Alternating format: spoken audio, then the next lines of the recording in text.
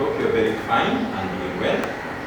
Welcome to our today's lesson, that's lesson 24.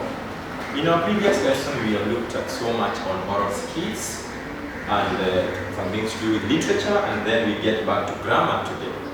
Now, in our today's lesson, we are going to look at question tags. Question tags.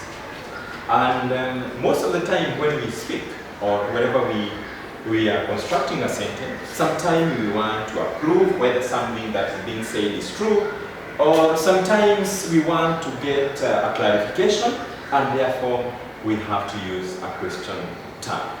So welcome to this lesson, and then we get to know some of the rules that we are supposed to adhere to.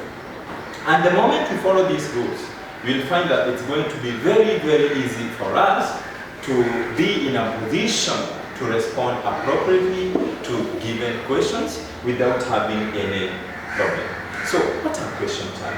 So a question tag or a tag question is a phrase that is added at the end of a statement to turn into a question.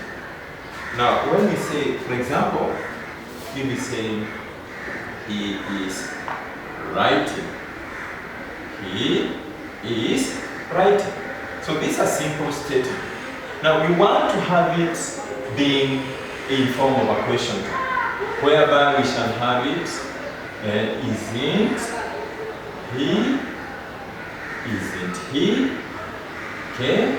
That is going to be our question tag. Now in this case we have turned this statement, he's writing, and we have made it a question. Isn't he writing? So that means you require a yes for that, whether the person is writing or not. If I say they like dancing, they like dancing, right? They like dancing. By the way, initially this is supposed to be a full stop. And that's why most of us, whenever we are responding to this question, we miss it because of not getting or changing this. They like dancing. So, don't they? Then this has to change into a comma. Now, in these two sentences, you'll find that he is writing, and then we will have they like dancing, don't they? He is writing, isn't he? We are changing it from a simple statement and we form a question from it. So that's what it means about a question tag or a tag question. So when a speaker uses a question tag at the end of a statement, he or she is seeking for either approval, secondly, confirmation, or correction. So approval, confirmation, or correction. Now let's look at a few examples of these. I look smart today. Now you want to get an approval of whether really you look smart or not. So I look smart today. Don't I? Then we got a response. Yes, you do. Now in that case, that simple sentence is just seeking for approval.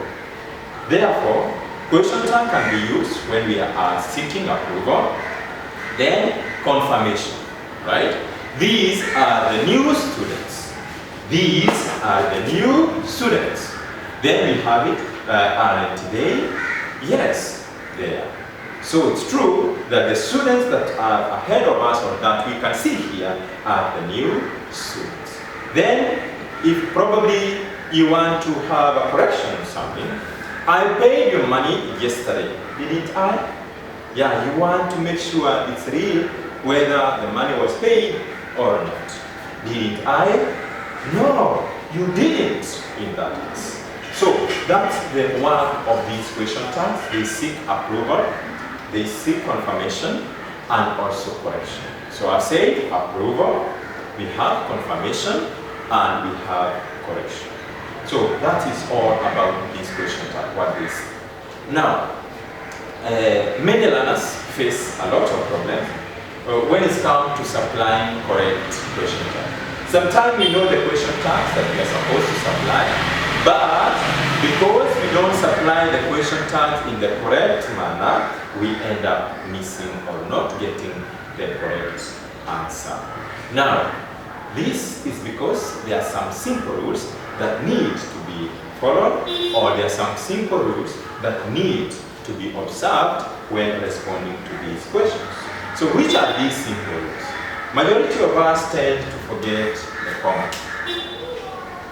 This comma, a question tag without a comma separating the statement and the tag, it isn't a question tag.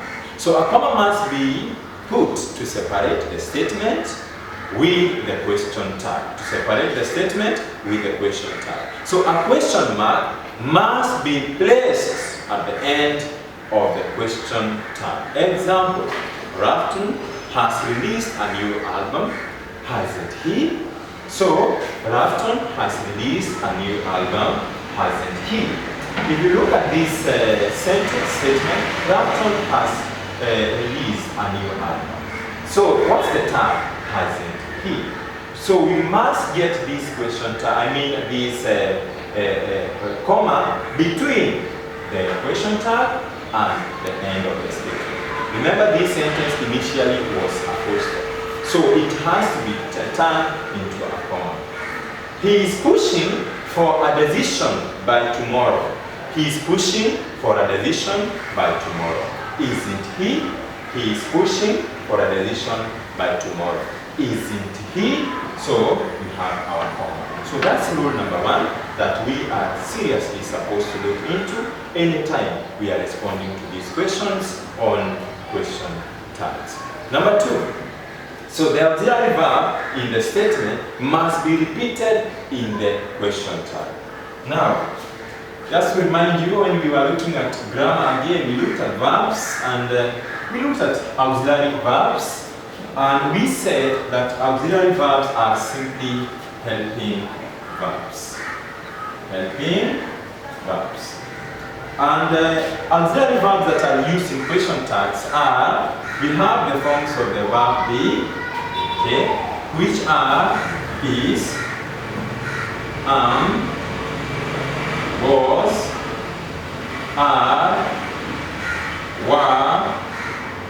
So they should be fine. Because the other one, yes, are be, being, and been, but we will not use them in question tags. So is, was, are, and were. Then we have the modal verbs.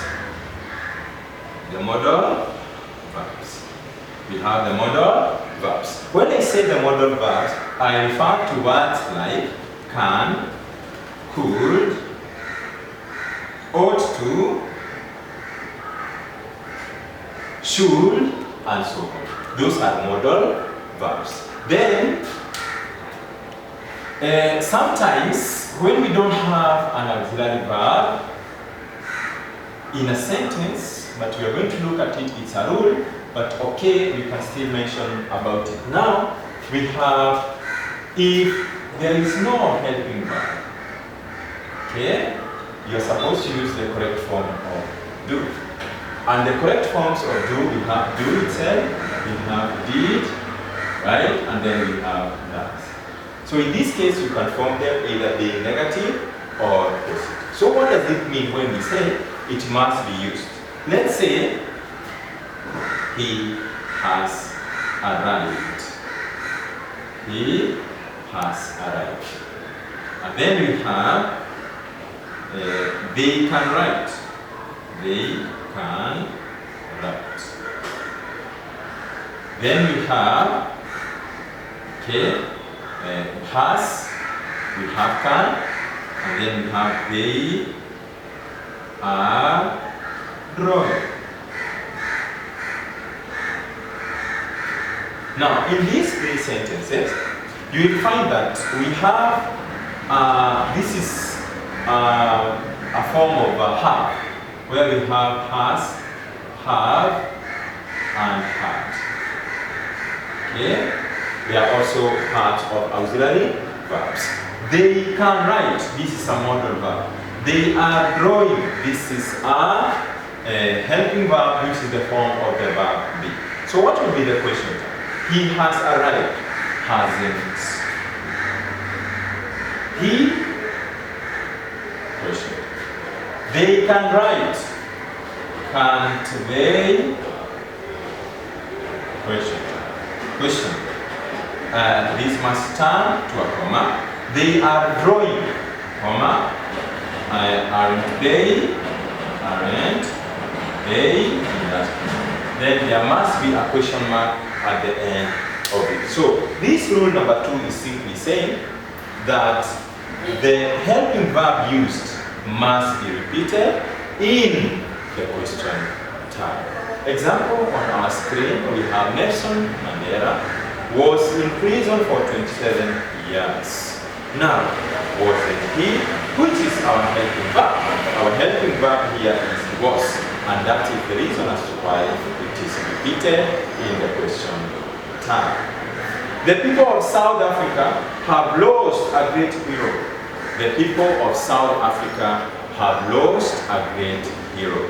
So, haven't they in that? So, that rule is very important, that the question tag, the helping verb must be repeated at the beginning of the question tag. Rule number 3. So, in case there is no auxiliary verb, what are we supposed to do? Now, we're going to take a short break, and then after the break, we are going to look at rule number 3 when we are forming question